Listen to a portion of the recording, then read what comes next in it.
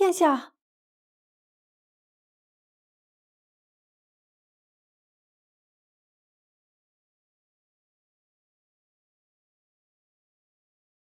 殿下，怎么了？怎么不着衣袜？会着凉的。方才，你可有听到什么奇怪的声响？这般晚了，东宫寝殿怎会有奇怪的声响？会不会是值夜的工人？哎呀，不行，我心中总觉得不妥当，我得去看看这虎符是否还在。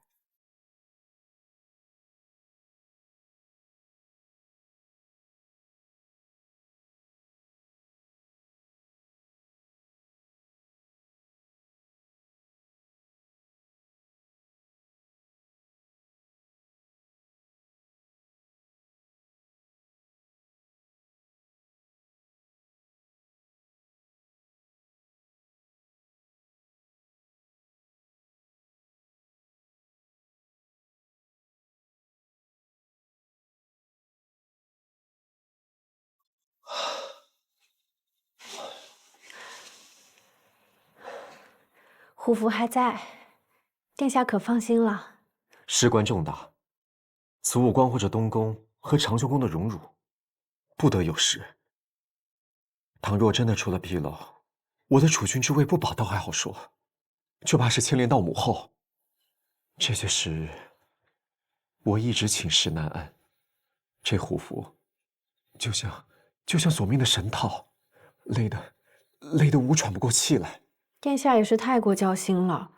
这虎符在宫中放了这么多年，如何就丢得啊？在父皇手中放着，与在吾手中放着，这能一样吗？不行，这宫中人多眼杂，放在东宫里，我总觉得不踏实。那不若咱们这几日先不住在东宫，将虎符带去紫桂别院。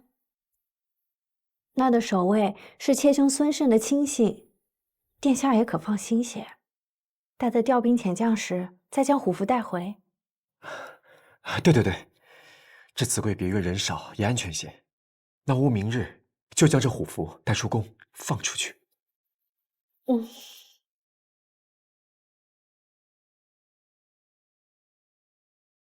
女公子，快起来啦！什么门都没关。女公子，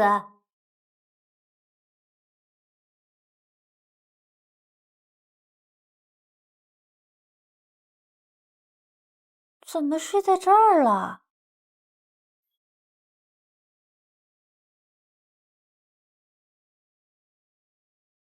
女公子，日后可不能这般睡了。老夫人说了，睡觉着凉，将来到老了会不记事儿的。老夫人自身便是如此，现在记性已经不大好了。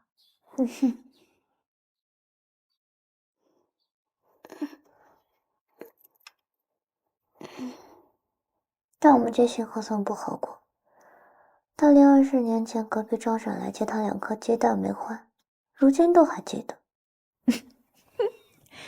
女公子这话可不能让老夫人听见了，不然她能再记恨你10年呢。女公子今日休沐，可是又要与林将军出门游玩？连忙给女公子梳个好看样式的发髻。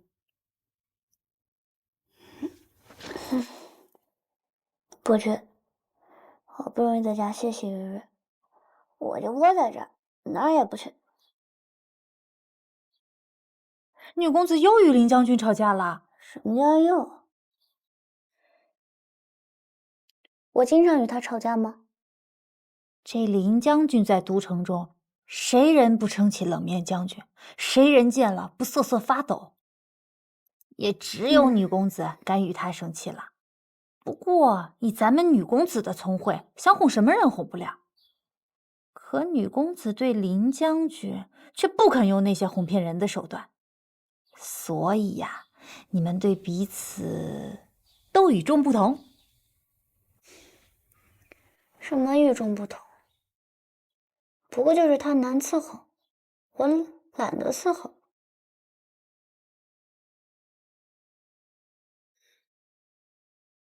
女公子，宫中来人，带来太子妃可见。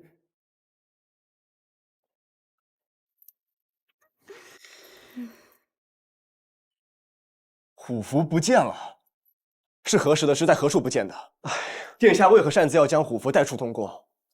臣不是早说过，虎符一定要留在东宫吗？吾就是太过担心虎符安危，所以才日夜难眠，还时常听见奇怪动静。太子妃说这宫中人多眼杂，不如将这虎符带给他堂兄孙胜，让他带去子贵别院。吾想着，那好歹是他娘家人，又身兼东宫护卫首领多年，怎么着也能将此重物看得牢一些。可谁曾想，这半路上就给弄丢了。子胜，再过2日，万将军就要带兵剿匪营救王将军，吾要当着百官的面去导送3军。届时若拿不出虎符，这该如何是好？臣早就说过，那孙慎行事粗疏，不堪重用。殿下为何还让其安坐东宫侍卫首领之位，行此大事呢？可那毕竟是太子妃的堂兄，太子妃央求吾替其担保，我也不好驳了太子妃的脸面。殿下总是这样，任用亲友，却从不在意其才德。子胜，吾知其为大错，快帮吾想想法子。这接下来，吾该怎么办呀？此事皆因王纯而起，殿下可曾问过他的意思？车骑将军他病了。病了？那娄太傅呢？他不会也病了吧？那倒没有。娄太傅说此事可大可小，大无轻忽职责，罔顾父皇重托，无御下之能；小无非无一时不慎，视察弄丢了。此话是个人都会说，应对之策呢？娄太傅让吾去求母后，请母后替吾请罪。父皇爱着母后，必定会法外开恩。那殿下以为此计可行否？为人子女，不能好好孝顺父母也就罢了，总不能事事都连累父母。母后是何等清华高贵之人，20余年来，从未因为私事向父皇开口过。吾不想因为此事折辱母后的尊严。此事也不是完全没有法子。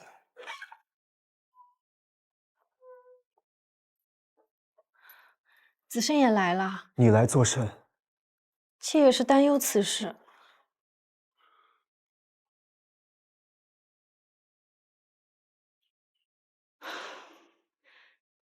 子胜是殿下兄弟，又素得父皇信任，他在父皇跟前说上一句，顶得上他人说100句1000句。此事你我束手无策，但子胜定然轻而易举。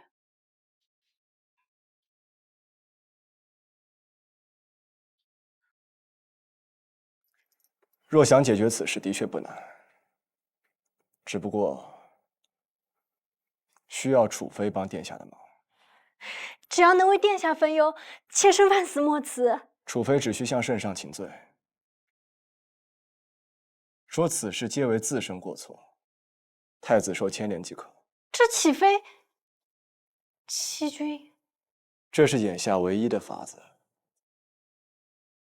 莫非楚妃不愿意？妾并非不愿意帮殿下，妾只是……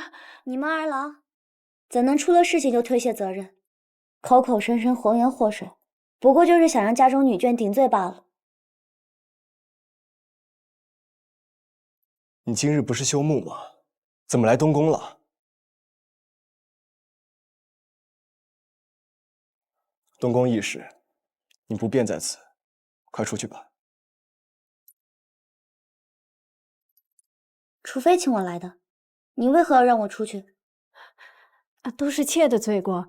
妾想着少商深得母后信任，处处为母后排忧解难，他这般聪慧懂事，定能为东宫出份力，是以特请他来。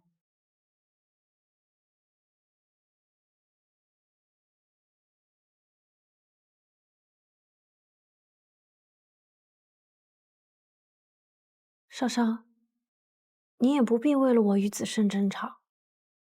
咱们先出去吧。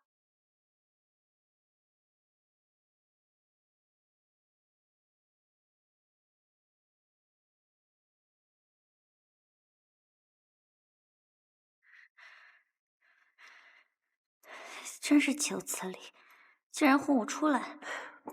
子慎也是担心你，怕你卷入此事惹麻烦。都是我思虑不周，不该牵扯你进来。只是我太过紧张殿下处境，殿下屡次犯错，父皇早有不满。若此次再犯下如此滔天大罪，怕是会牵连母后。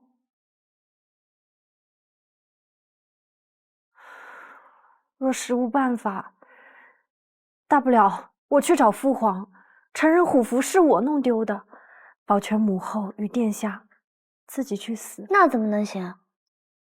身上若怪罪下来，储妃位置怕是不保。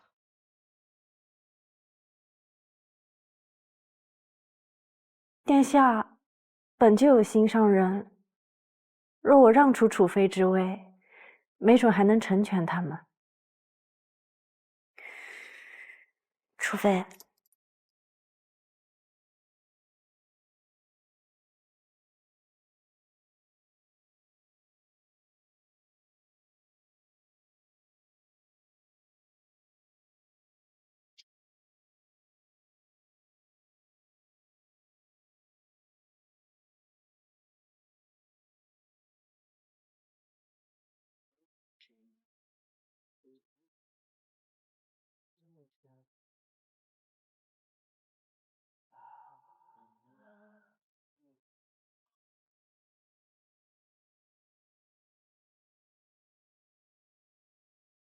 少女君，天色不早，少主公吩咐我们送你回府。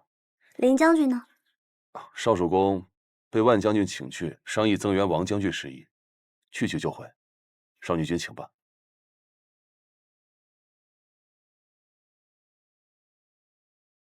之前就有说过背他的，为何还是不背？背了，少主公怎么抱少女君上车呀？没有他的，我们会屈背以供少女君踩踏上车。不必了。你是我送进宫的，别任性了。我送你回去吧。不必了，我自己回去。啊！不是，林梦怡，放手！干什么呀你？林梦怡，放下！才这点力气，怎么走回去啊？那我不回去，我回长秋宫，回长秋宫找皇后行了吧？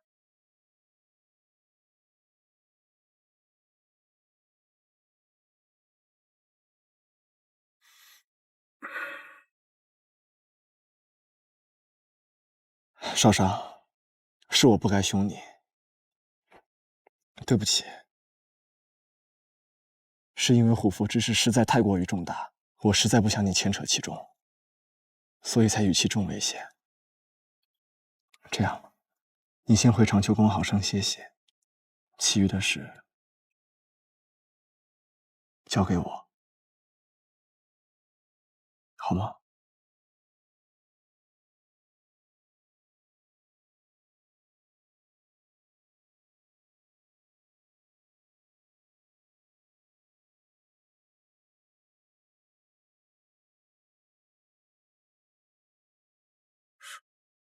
少女君这是生气还是不生气啊？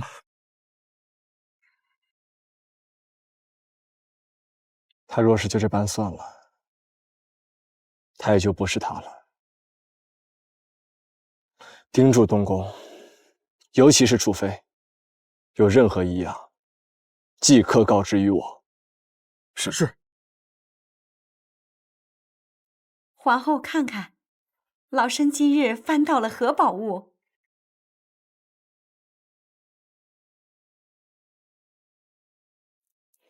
亏你还能找到，这不是太子出生时穿过的小衣吗？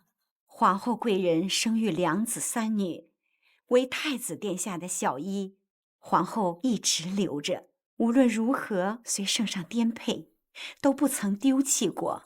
老身哪舍得扔啊？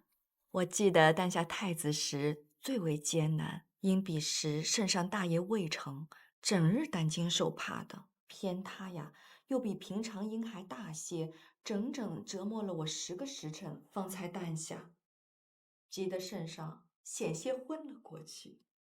常言道，越是在腹中折磨母亲的孩子，出生后越孝顺。是啊，太子是所有儿女中最为孝顺的，大约是知晓我为他受苦颇多吧。幸好圣上肯将统领将士的虎符赐下，震慑有异心之辈。储君之位至此也稳妥了，我也方能安心些。皇后可是怕储君之位不保？我从不认为太子适合做储君，只是你可知，所有从储君之位退下的皇家子嗣是何下场？非自尽，便被杀。就算是我身为人母的私心罢了，自己千辛万苦诞下的孩儿，若就此死于非命，我这余生也就终了。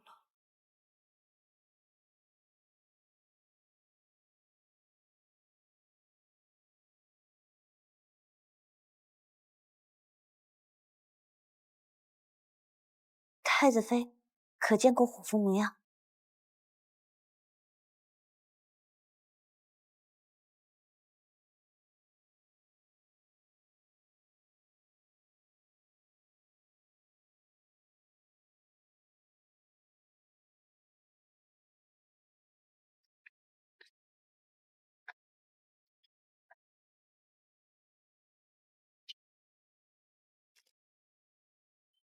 臣万松柏参见陛下。此次剿匪，员外卿旗开得胜。谢陛下。赐虎符。是。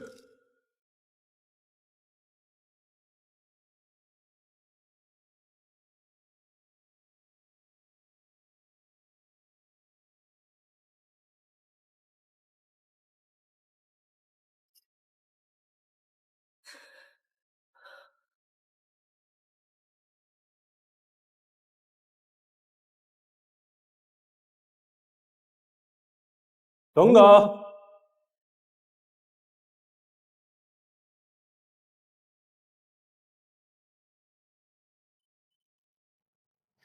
敢问有何不妥？小月侯，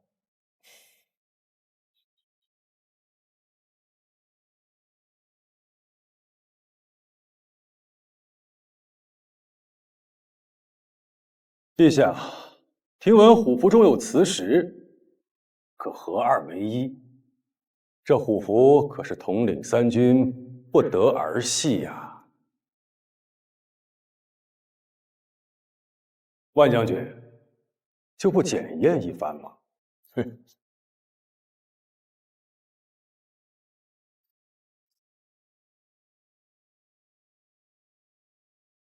是真是假，一核便知。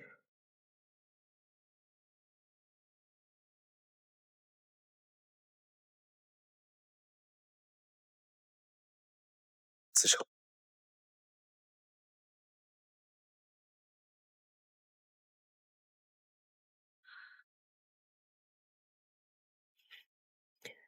万将军，凌将军。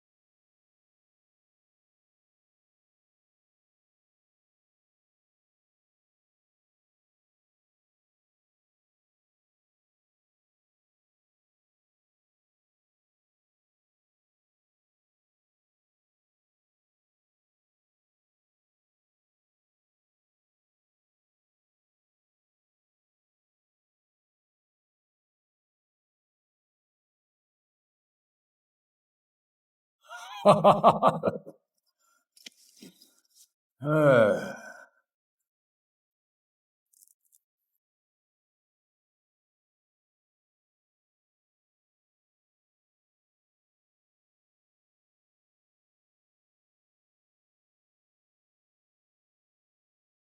小月侯，还有何疑惑？我能有什么疑惑？祝万将军早日凯旋呐！谢了。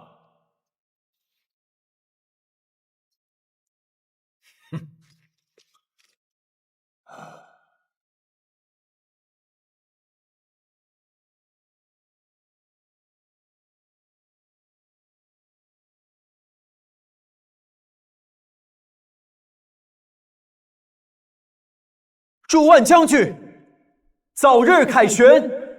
凯旋！凯旋！凯旋！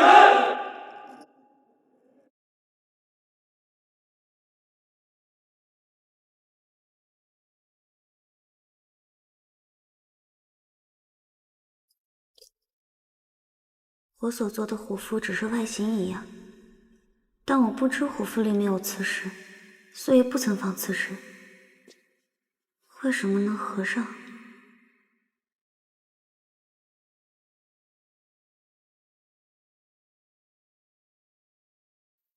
这样，你先回长秋宫好生歇歇，其余的事交给我。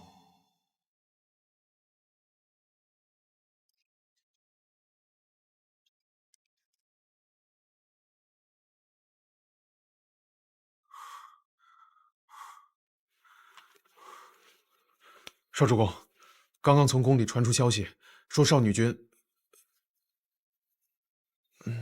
不，是程家娘子去了东宫。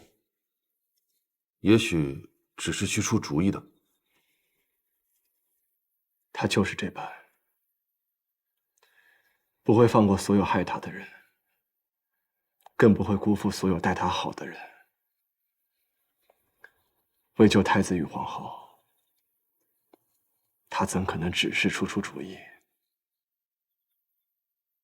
而且，去请霍氏虎符吧。小月侯收买孙胜盗走虎符，定是想令太子无法收场。眼下追查虎符下落尚需时日，唯有霍氏虎符可以依旧了。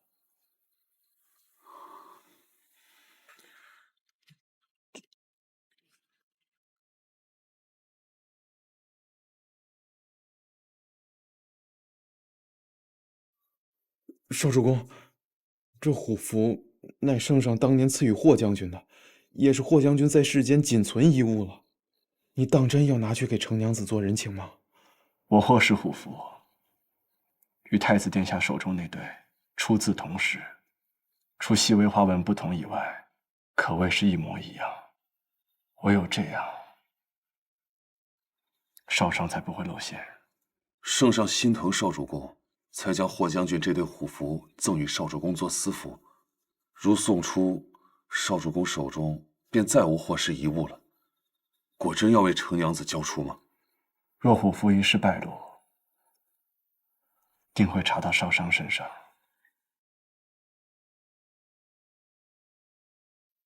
我已经答应过他，无论他做何事，我都会护着他。而这一次，也不会例外。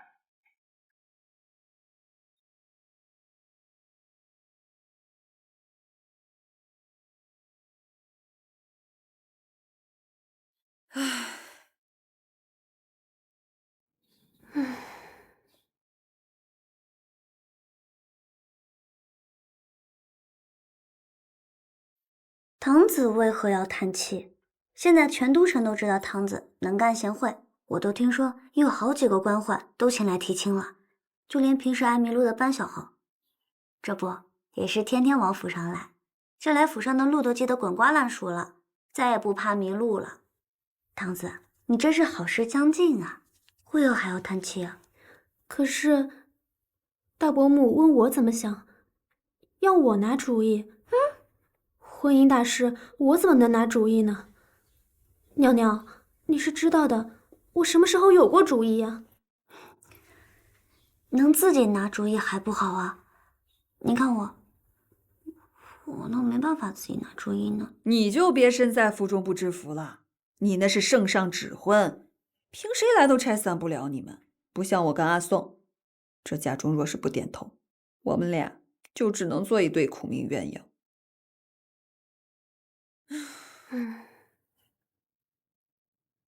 你们说这成婚是好事还是坏事？为何我觉得比以前还丑啊？我哪知道啊，我又不嫁人，我那是娶夫君。哎，你次兄可是答应入赘我们万家的。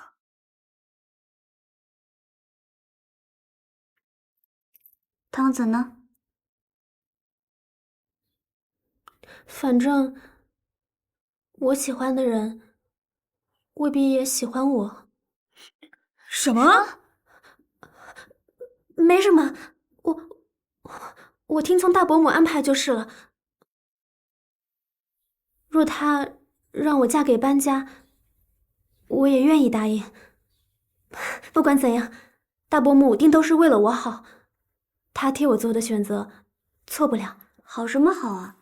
若是日后你成婚了，你的命运掌握在别人手中，还不如自己一个人过呢。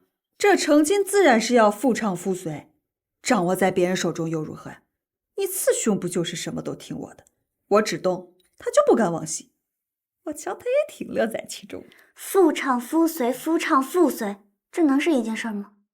哎，说了你们也听不懂。这如何说不通啊？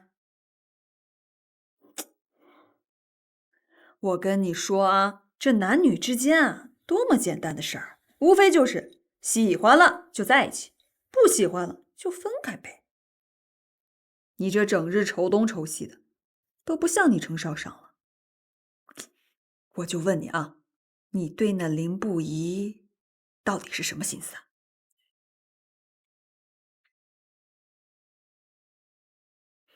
你心悦他吗？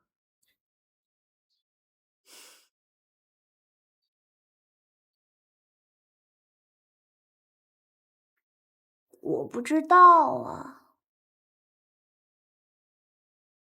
大部分的时间，其实我跟他在一起是开心的，而且我觉得我自己是心悦他的。不过每当我觉得能跟他一直这么开心的时候，他就气我，气得我喘不过气来。嗨，我跟你次兄从前也是天天吵闹，这吵完了不又是亲亲热热？你就想一想，你跟他在一处时，是高兴的时候多，还是不高兴的时候多？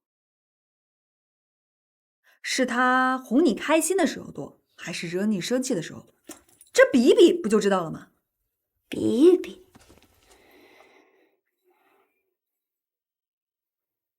汝阳王府的时候，他替我解围，这算好事。不过在你府上的时候，他借拆桥一事威胁我，这算坏事。一件好事，一件坏事，抵消了。华仙遇险之时，他救了我；渡高山的时候，又帮了我。不过他不顾我的意愿，就让圣上赐婚，陷我家人于不顾。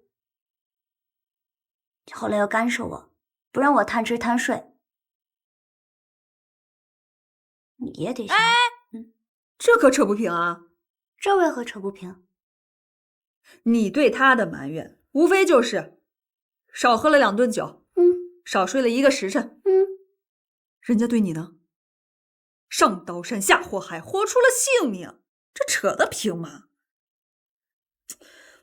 咱别的不说啊，人家那一身伤，有好几处都是为你落下的，做人可要凭良心啊！人家光就你这一件事，就足够抵消你对他的一大堆埋怨。你呀，可不能仗着人家喜欢你，就觉得人家为你做一切都理所应当，你不需要为人家做任何事吧？七七阿紫说的有道理。我虽不知夫妻之间如何相处才是对的，但我觉得，倘若有一人能在你最危难时不顾性命的来救你，在你最无助时可以在你身后守护你，那这个人便值得你去喜欢。人与人相处，无非是以真心换真心，莫辜负一腔深情罢了。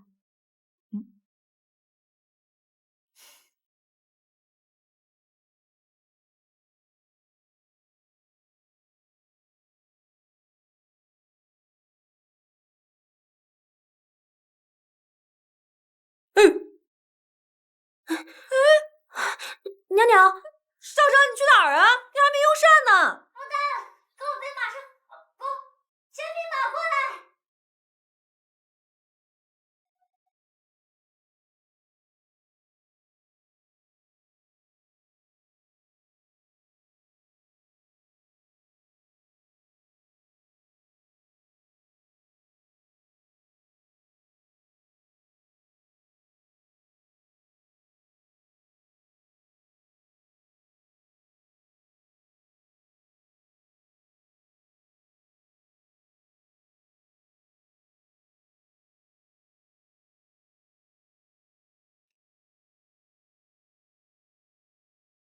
你在此守了一夜，娘娘，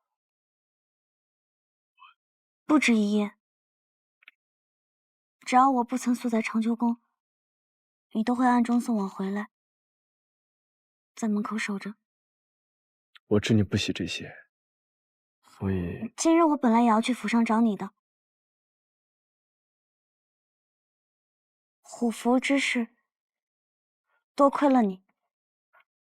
我知道原委，你不必因为此事与我多说些什么。我所做一切心甘情愿。还有什么是你不知晓的吗？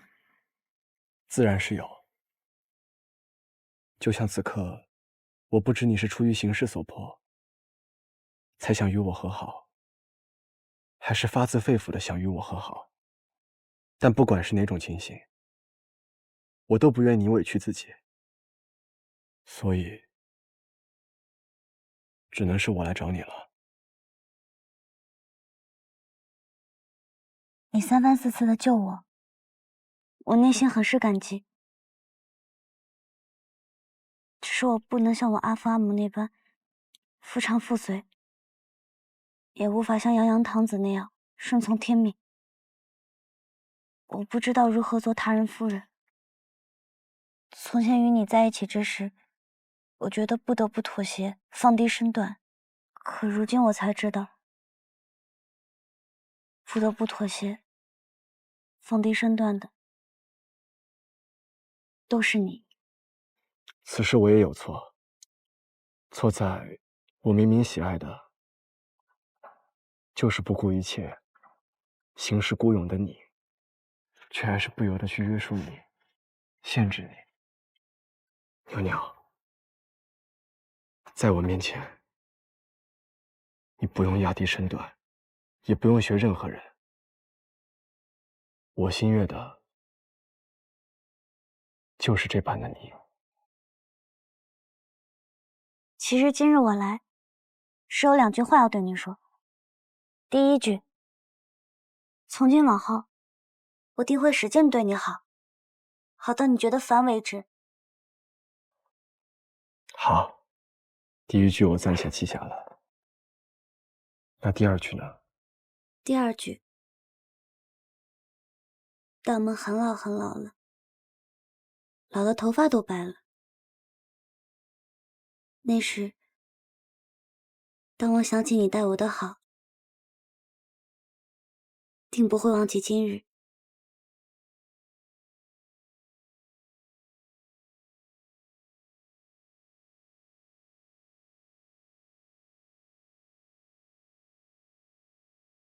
少少，我们早些成亲，可好？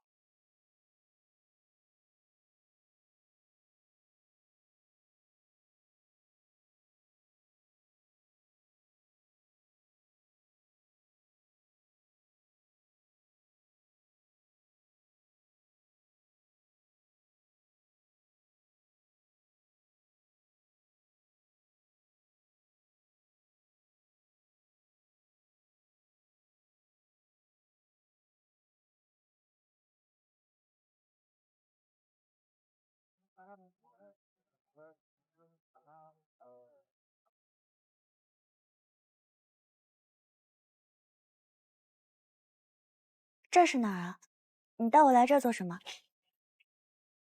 这里是我阿母的住处，我想带你来见我阿母。可你我还未定亲，我现在就来见未来君姑，是不是太快了？哪里快了？分明是太慢了。我恨不得明日我们就宴请四方。哎呀，你怎么这么笨呢？这朵杏花都不会呀！莫急，我再摘给你一颗好啊。那朵，好，你快点儿，快点儿！少少，莫急啊。进去之后，无论听到什么、看到什么，都别先多言。回头我再跟你解释，好吗？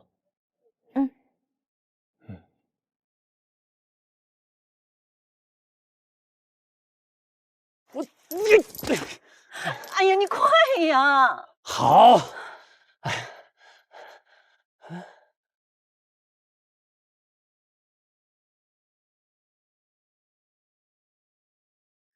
女公子，侄子建安了。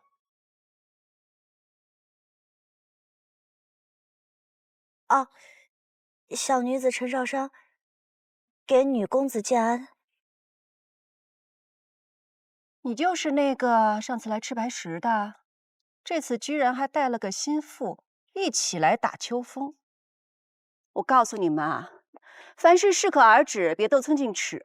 我阿兄那是脾气好，我可不会惯着你们这些蹭吃蹭喝的。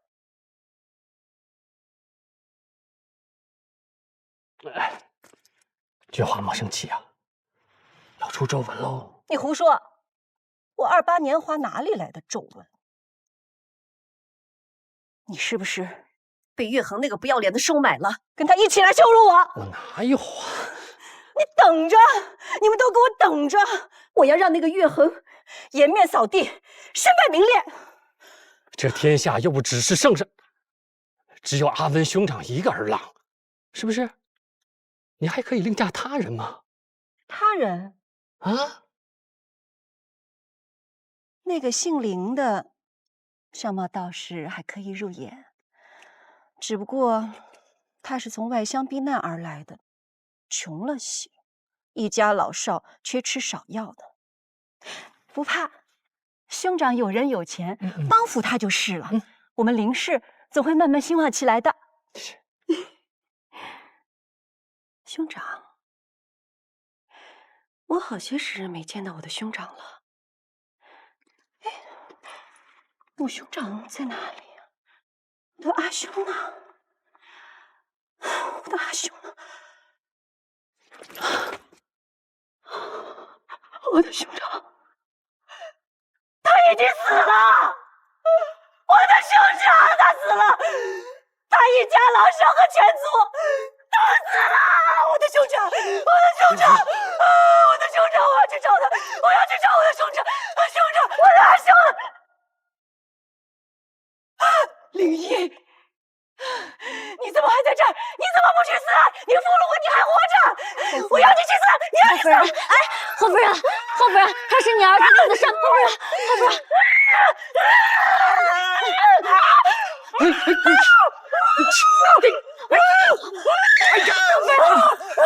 你去死！你去死！你快去涂药！你去死！这交给我了啊！你去死！快走！快走！你去死！死！你死！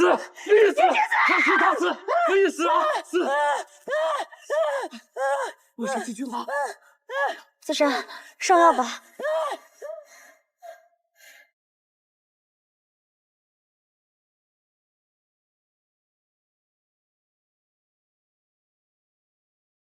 还疼吗？不疼了。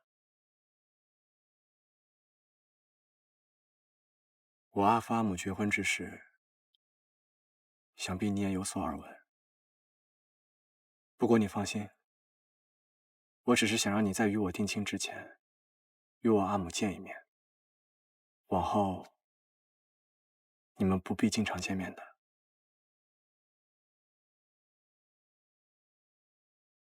我不曾害怕。你阿母只是生病了，但她并没有错。错的是毁他人生之人。程阳侯待我殷勤，我却对他冷淡仇恨。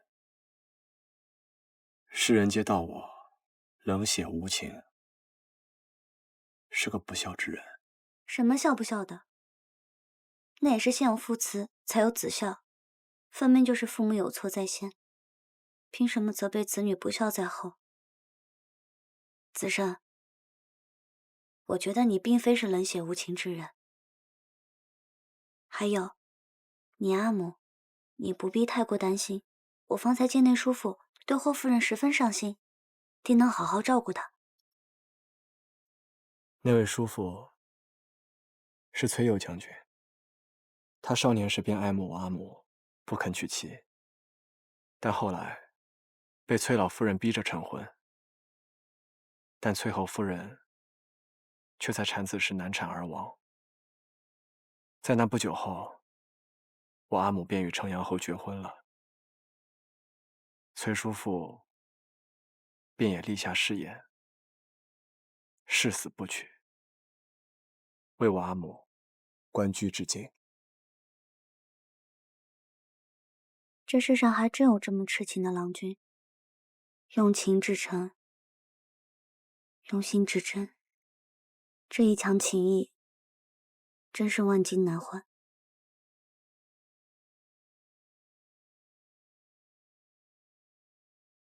我对你亦是如此。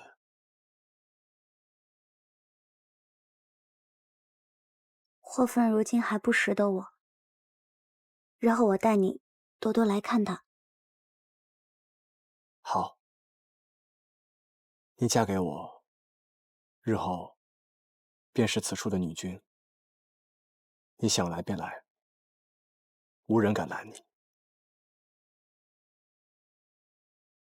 对了，子慎，之后你也不必起早贪黑的来送我，这也太辛苦了。那若是我想你呢？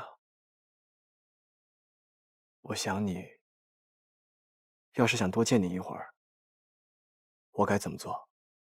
那就在宫门口等我，一同进去，如何？这样的话，你岂不是得早起半个时辰？无妨，我可以在皇后面前打瞌睡。可是你进长秋宫，就是为了跟着皇后学习。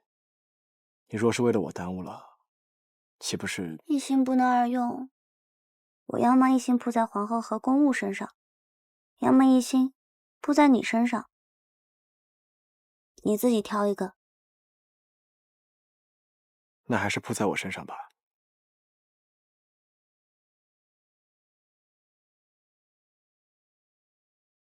哦，对了，还有晚上，你若是忙的话，我便等你。我们可以蹭长秋宫的晚膳，吃完饭散着步回去，也算是消食。你若是不忙的话，我们就回家吃，如何？真想与你快些成亲啊！这日子过得怎么这么慢呢？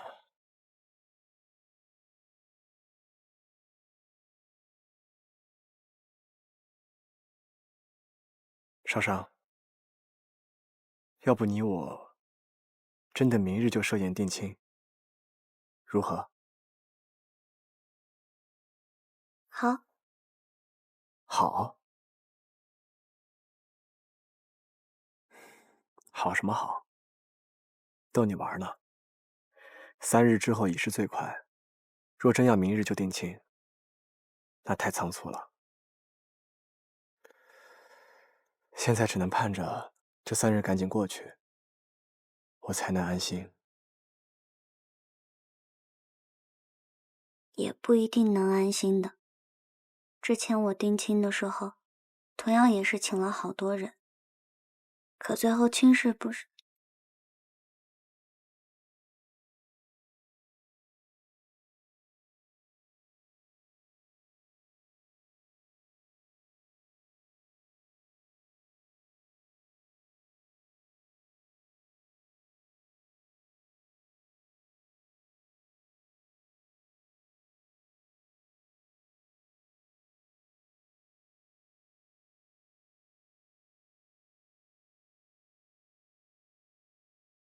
你怎么又突然亲我？往后，你要是还说如此我不爱听的话，我就还用这个法子堵你的嘴。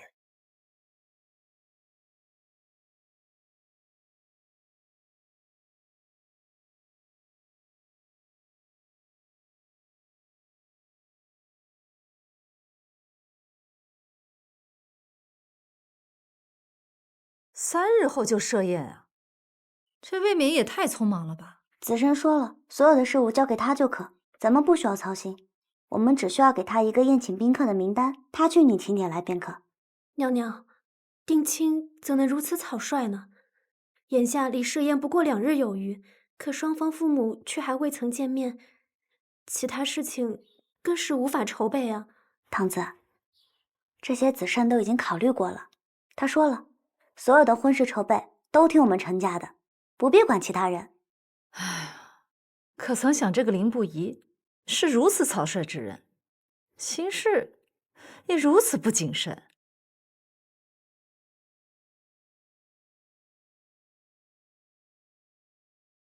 女君，2位女公子，城阳侯夫人到访。她来做什么？当日装病不可下聘，咱们家去他也不肯见，如今倒亲自登门。莲芳，带女公子回屋换件衣裳，去九追堂迎客。是。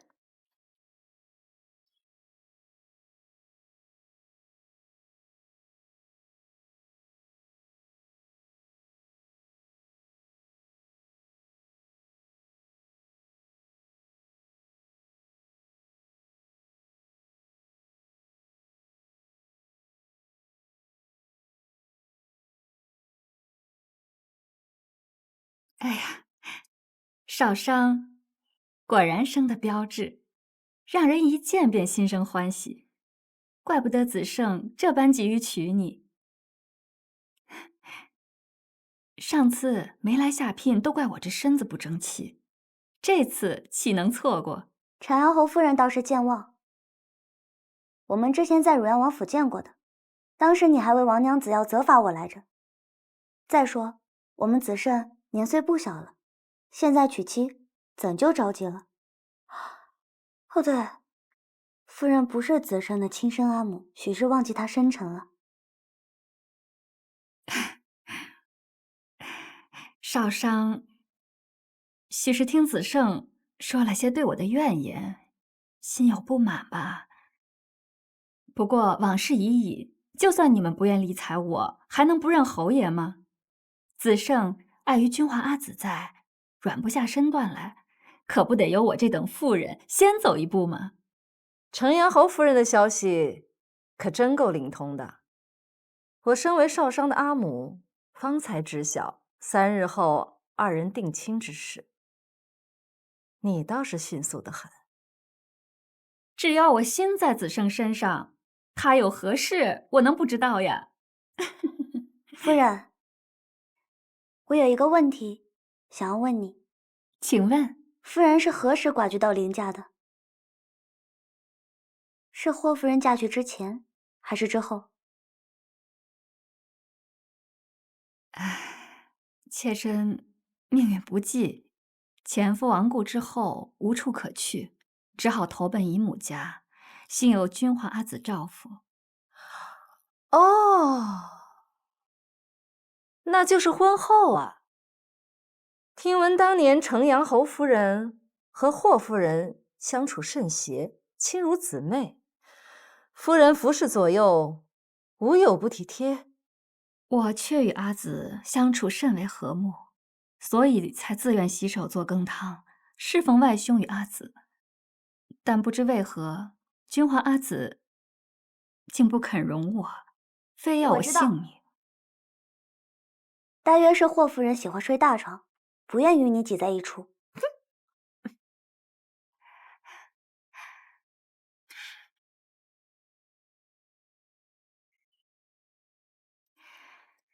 往事不提为妙。我此番前来，特是为了3日后的婚事商议如何操办。哎，对了，我还给少商带了些薄礼。这2位婢子是我花10万钱从南方买来，歌舞刨除样样精通，今后就留在府上，将来好伺候你和子胜。陈安侯夫人当真是有趣。如今我连子胜的床榻还不曾摸到，现下就送来2位美貌的侍女，分去我未来郎婿的床榻。怎么，我要谢谢你啊？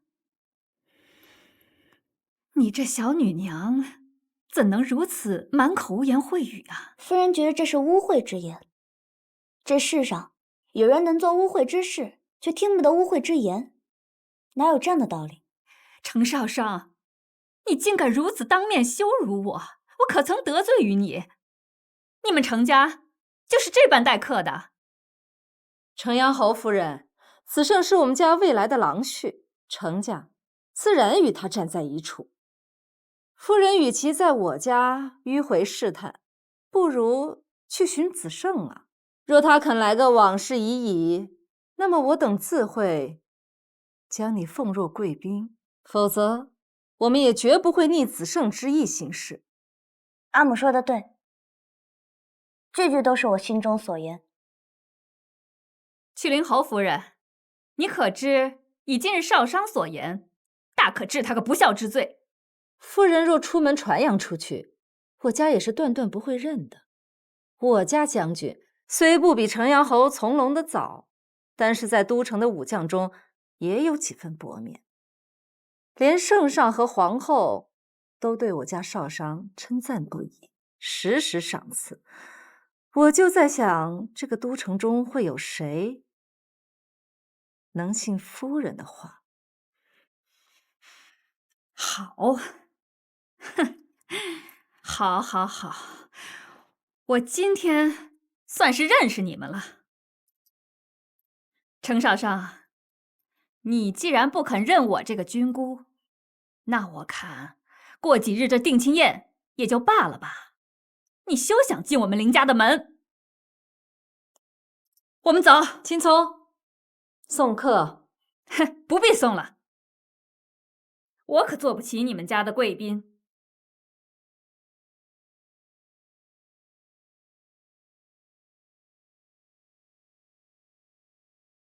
娘娘，今日你为何不断激怒纯于氏？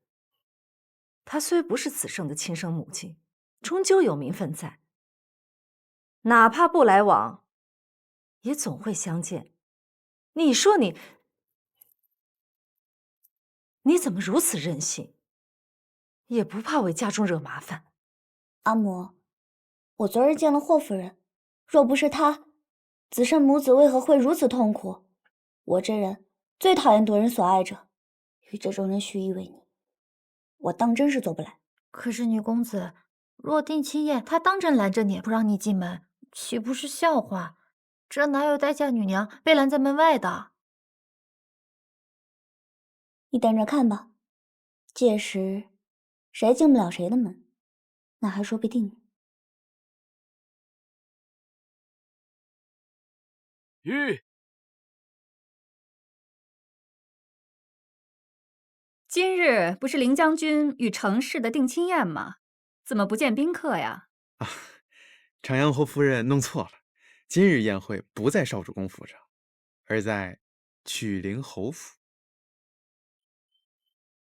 子胜又不是入赘，定亲宴怎么弄到程家去了？这么大的事，为何没有人告知我？我也在想，如此大事，怎会没人告知程阳侯夫人？哼，走去曲陵侯府。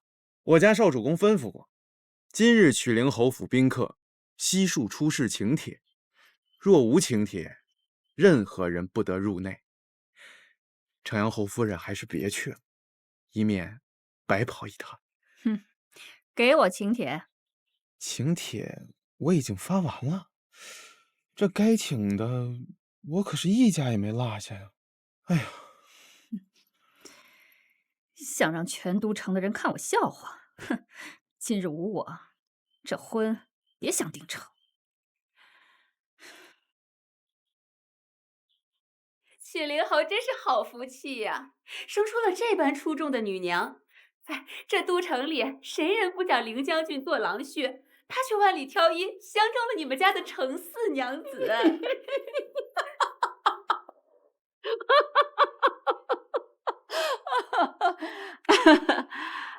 我程氏啊，总算要苦尽甘来了。待少商出了嫁，那我家的宋儿也该娶新妇了。你说是不是啊，亲家？程万两家在一起，怎么没有半点风声啊？不是说13娘只招入赘的吗？啊？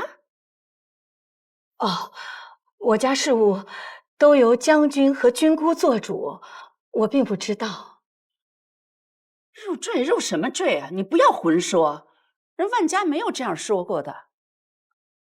哦，哎，怎么没见凌将军啊？这订婚的日子，新郎婿怎么不见了踪影？也是啊。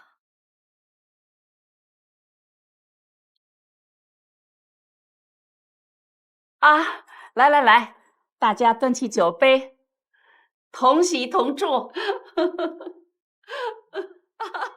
女公子，林将军差人送来口信，他让我嘱咐女公子不必心焦，他一会儿便到。今日无论遇见什么人，发生什么事儿，女公子都不用慌，该骂就骂，该闹就闹，一切有他呢。里边请。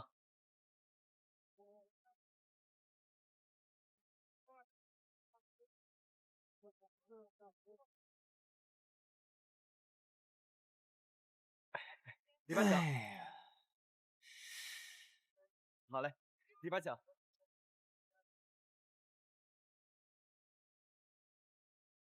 里边请。哎，公子，里边请。公子不是从不爱凑这样的人了，说什么浪费时光，这剧中看人成亲的癖好，那还不如在家中多读几本圣贤书呢。所以今日为何还要来凑这玩意儿？你懂什么？我是来劝学生脱离苦海的。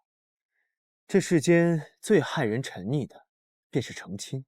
我与程少商好歹师徒一场，不能明知前路艰险，还由着他往里跳啊！那若这成亲是苦海，你说为什么那么多男男女女都要往里跳呢？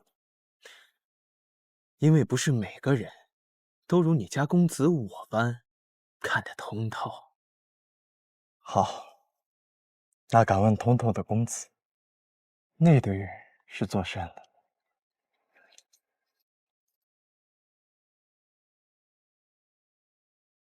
二位夫人，请柬。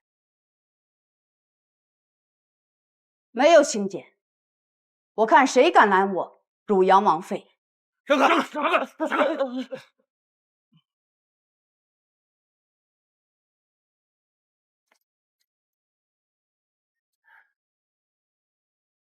好了，这回用不着我出手了。啊？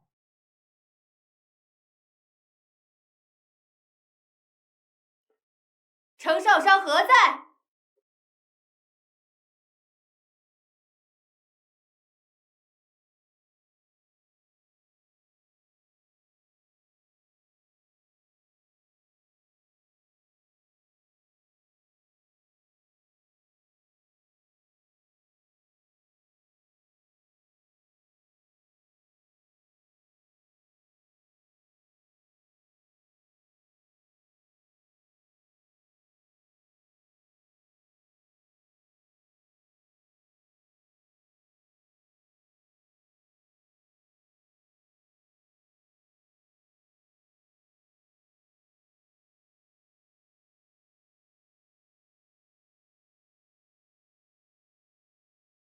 我在。程氏，还不速速跪下认罪！我有何罪？你无才无德，不忠不孝，难道不是罪吗？汝阳王妃，今日突然前来，未曾远迎，还望恕罪。不若我请王妃去上座用宴。我没有收着你们请帖，何来颜面赴宴？若非带了王府侍卫，怕是都进不来你们曲陵侯府的大门吧？上座，老身更是担不起了。是我府上疏忽了。汝阳王妃地位高贵，无有请帖，也可以畅通无阻啊。哼，说的真好听。你们这些后生，忘却长辈恩典，不请我便也罢了，竟连未来君姑都不宴请，是否太不知礼数了？曲陵侯夫人，老身今日就替你管教管教这不知礼的小女娘。来人，把她拿下。是。展翅疯了，这是不给我们程家面子。哎呀，夫人。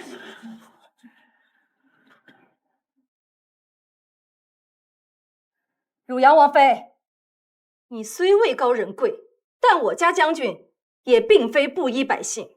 今日在座的可都是朝堂同僚家眷，汝阳王妃擅自责罚小女，是否有些欺人太甚？圣上在老身面前也要尊称声叔母，你不过是一个区武将之妻，替你管教是给足你脸面，谈不上欺辱。来人，给我掌着程少商嘴巴！是。谁敢？嘿，气！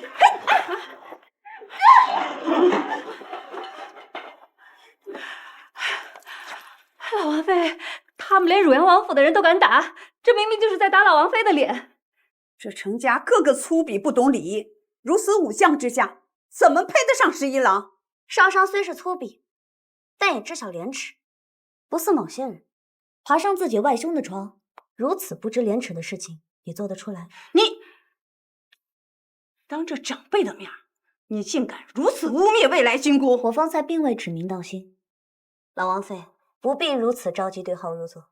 再说，前2日我才去看望了我的未来君姑，她如今正在杏花别院养病。今日来的君姑是哪位啊？放肆！我说的是程阳侯夫人。哦，就是爬上自己外兄床的那位程阳侯夫人。你，这简直是无法无天了！今日我要好好教训你，我看谁敢拦！叔母，若愚要拦着呢？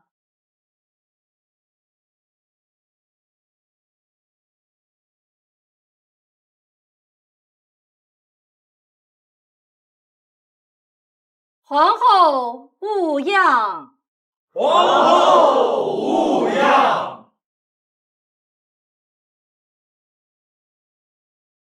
免礼。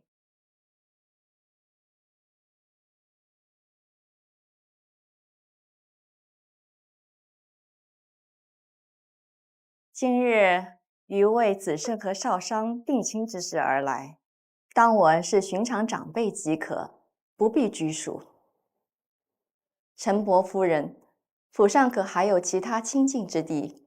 余想借一步说话，免得扰了府上其他贵客们的雅兴。有，请皇后移步。叔母，程阳侯夫人，咱们一同吧。是。少商，你也一起。是。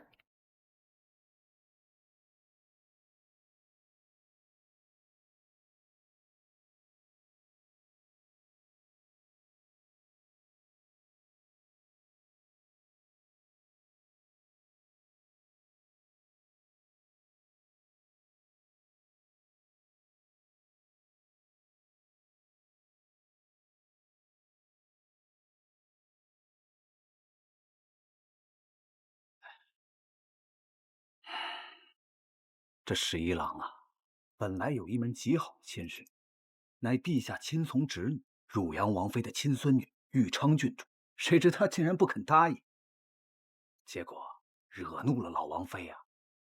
现如今选了程家的女娘，不仅不通学识，还喜欢打架斗狠。果真娶了这小女娘，怕是列祖列宗都要跟着掩面羞愧了呀！我本以为朝中大臣都是正气凛然之，却没想到，也和市井妇人般爱嚼舌根。你吃着城市宴席，嘲讽城市女儿，我看诸位列祖列宗才真要跟着你颜面羞愧了。哼！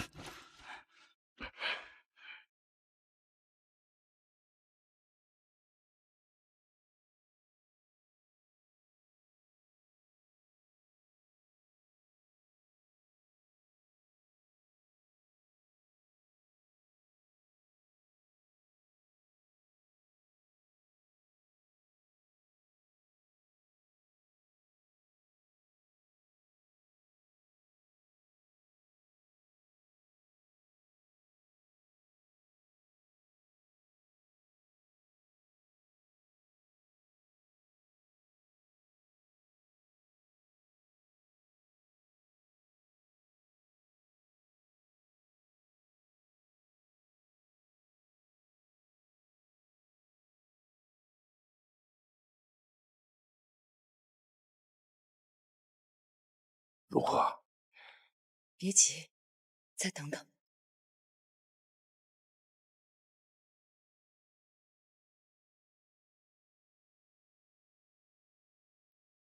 叔母，少商在余身边数月，素来温良恭俭，仁善豁达，从未有何不妥之处。叔母今日一来，便气势汹汹，更想技压少商，行事未免过了。我不过是管教晚辈，懂得何为孝道罢了。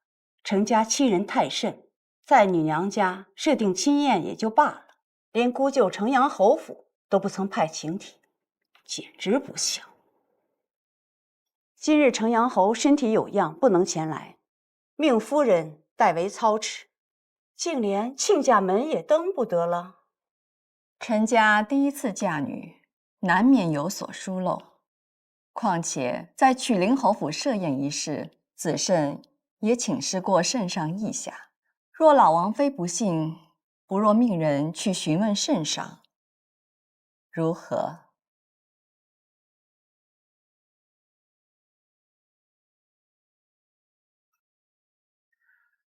责罚晚辈，此等区区小事，难道还要麻烦圣上吗？皇后，你也太没主见了。皇后自有主意，王妃随口批评皇后，也未免太过放肆了吧？你才放肆！我们说话也轮得到你插嘴。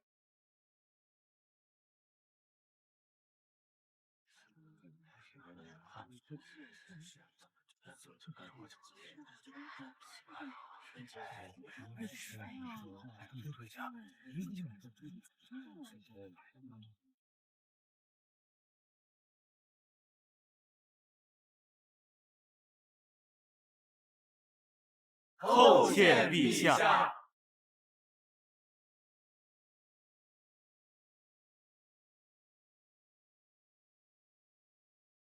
皇后就是不如岳飞严厉，此等奴婢就该狠狠掌嘴，保管下次不敢再顶嘴。老叔母真是惦记妾呀，三句话不离妾。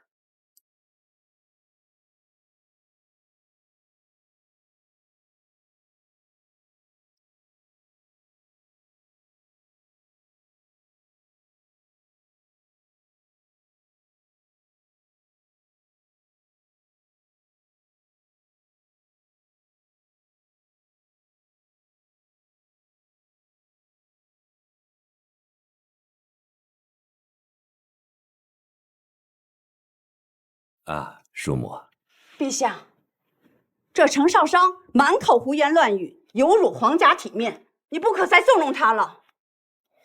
方才老王妃还说，区区小事不必劳烦圣上，如今倒是也麻烦上了。反了，反了！这小女娘分明不将皇家威严放在眼里，这简直要造反！我看是老王妃要造反吧？陛下面前，你也要指手画脚吗？我何曾指手画脚？恳求长辈疼爱，不是小辈应有之责吗？这说话真是不嫌口气大呀！难道少商是因为被你疼爱了，子慎才去求亲的吗？你们家玉昌你倒是疼爱了，嫁成了吗？你少拿玉昌说话，玉昌就是让你们逼出家的。你是死人呀！他们编排孙女，你怎么不吱声啊你？你就闭嘴吧，轮不到你来教训老子。若不是你整日鼓动玉昌，老夫早给他择一个郎婿在家，何必去宽里吃苦？我家玉昌比这程家女娘强100倍。我问你，前几日你羞辱程阳侯夫人之事怎么算？子慎心腹，你起来回话。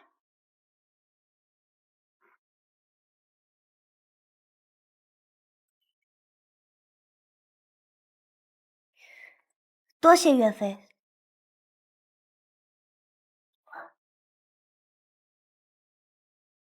回禀陛下，臣女不曾羞辱程阳侯夫人，只是实话实说。老身敢起誓。老王妃起誓有什么用？你可在场？是有听见还是有看见？仅凭程阳侯夫人一面之词，说不定你也是被蒙骗的。妾身敢以性命发誓。陛下，若臣女也敢用性命发誓，说程阳侯夫人有谋害林将军之心，老王妃是否也会秉持正义，狠狠地责罚她？你起什么誓？你素来行事不端，还是程阳侯夫人起誓更真些？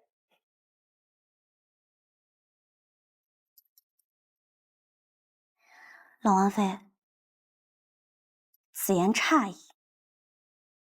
我可是老老实实听长辈吩咐定亲的，与程阳侯夫人这等自己张罗婚事的人可比不得。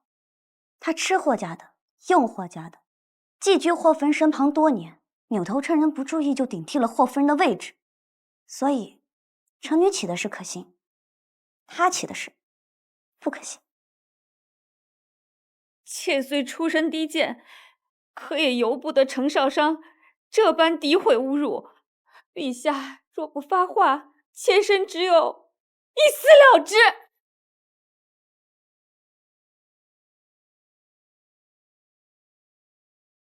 夫人壮烈不甘受辱，令小女子赞叹佩服。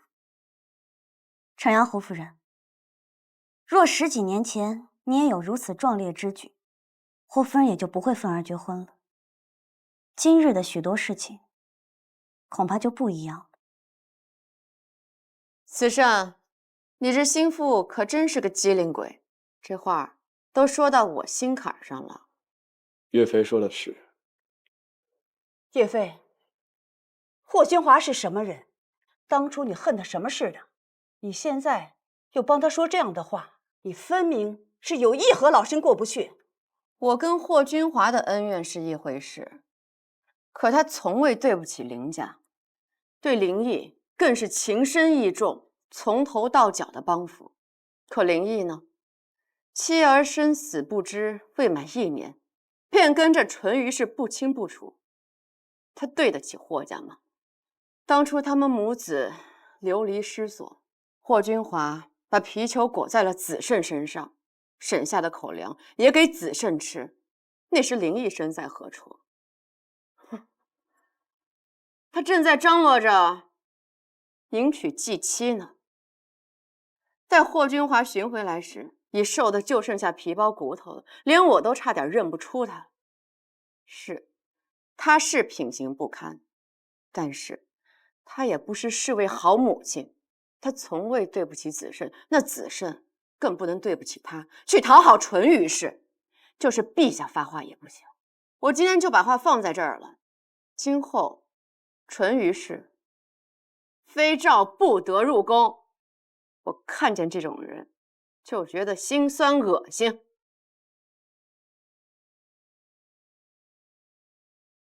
陛下，淳于氏行事再不端，也是老身的救命恩人。今日你们羞辱他，就是羞辱我。若不给老身一个说法，我今日我就要去死啊！哈，那太好了，那可太好了啊！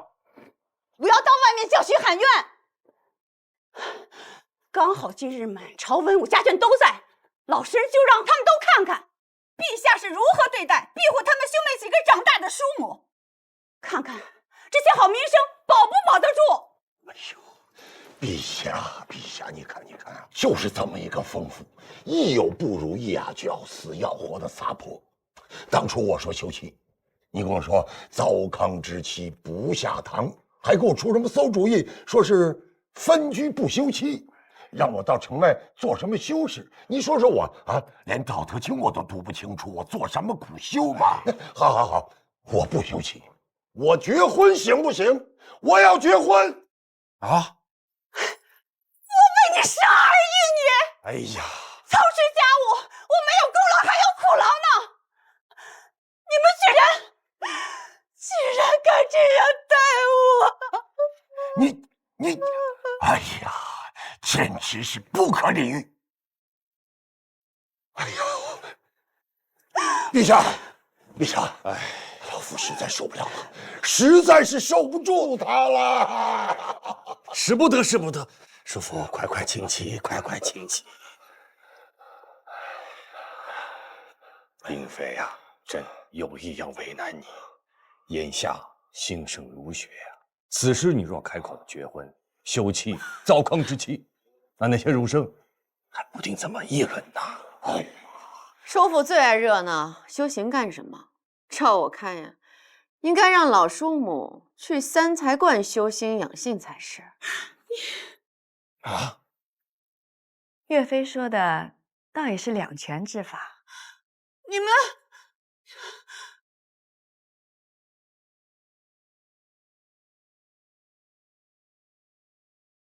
哎，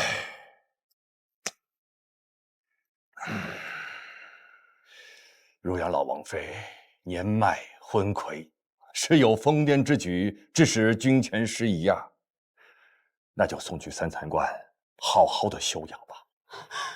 陛下，子胜啊，多调遣一些人手，好好的照看他，不要再让外人去打扰了。是。陛下，来人，好生照顾老王妃。是。你们都欺负我，你们都欺负我，你们都欺负我，你们都欺负我，欺负我。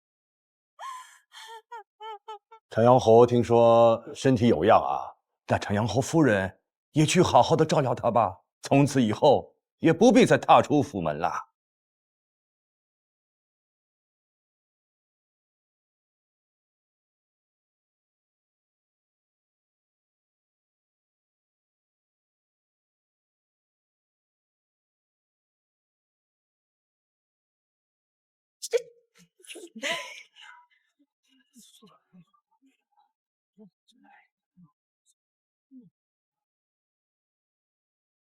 今天是子胜大喜的日子，也是本王大喜的日子。